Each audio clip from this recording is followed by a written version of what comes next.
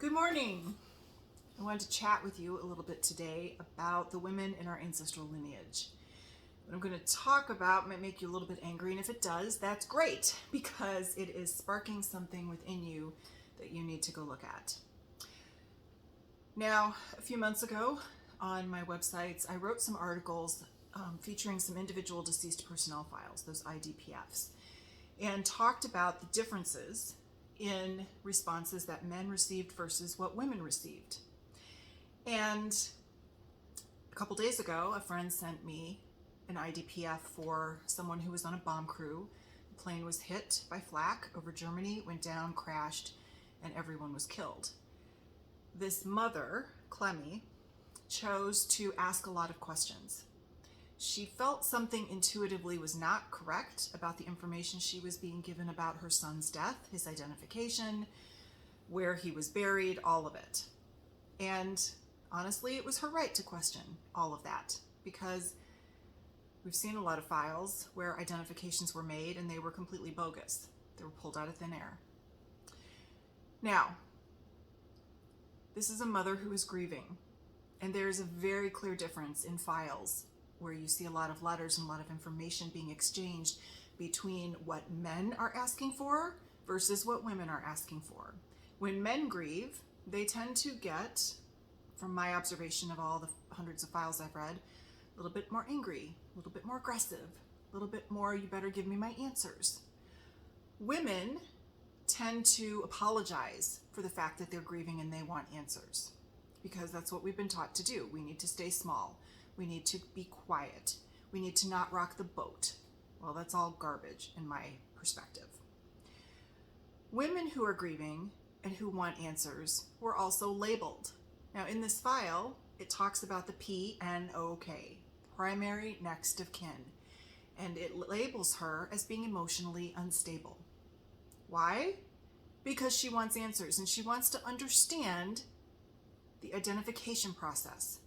How could they be certain that this was her son? How could they be certain in this set of mangled remains from this bomber crash that that is her son? That all this, the air crew was identified. Actually, one is still missing in action, and they said he died in a hospital. But the fact that she was labeled emotionally unstable really irks me. Now, in her file, well, her son's file, there are extensive notes by the military personnel who met with her.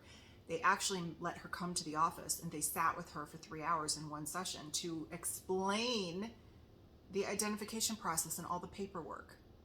I've never seen that in any other file. Not even Harvey Robichuk's father got that kind of treatment. But they labeled her emotionally unstable. And again, if you look at multiple files across all the different branches, women were treated very differently, and it is very consistent that they're all apologizing, and they just don't want to be a bother. Those words are what they use. Because again, women have been taught to play small, to be quiet, to not rock the boat. So, one of the things that we are going to be talking about in my upcoming membership program, which starts in January, the Ancestral Cafe, and also I'm bringing back, and I've expanded and modified my amazing masterclass, Your Family's War Journey. We're going to talk about some of these women and what happened. You will be given access to these files so that you can read them for yourself and form your own opinions. See what it triggers in you to look at then for your family members. So if you're interested in diving more deeply into the women's lives in your family, then sign up for my mailing list. The link is in the bio if you're watching this on Instagram, and it will be with the video if you're watching this anywhere else.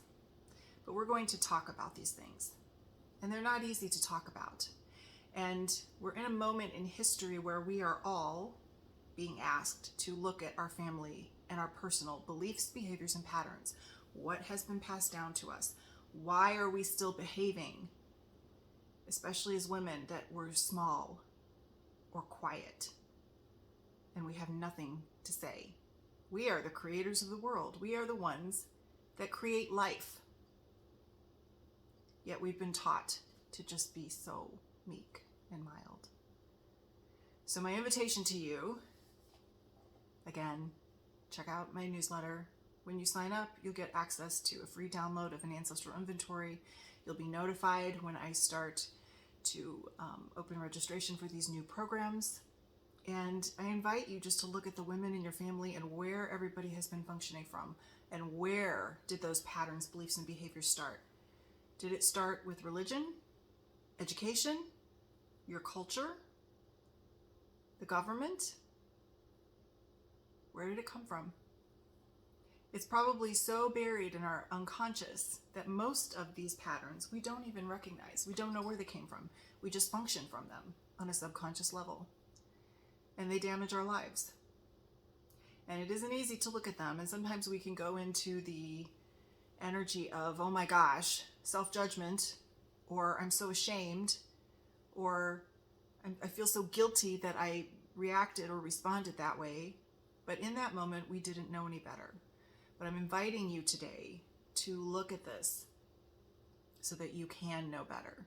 And you can recognize when you are functioning from these lower vibrational patterns, because they can all be changed. And that is what we're going to be doing in my masterclass and in the Ancestral Cafe every month with our programs. And I have a lot of other great things coming in January. If you have any questions or you have your own stories to share, I would love to hear them. Love to know what the women in your family have been through and how you came out the other side of it and chose a different belief, behavior, or pattern. Have a great day. Bye.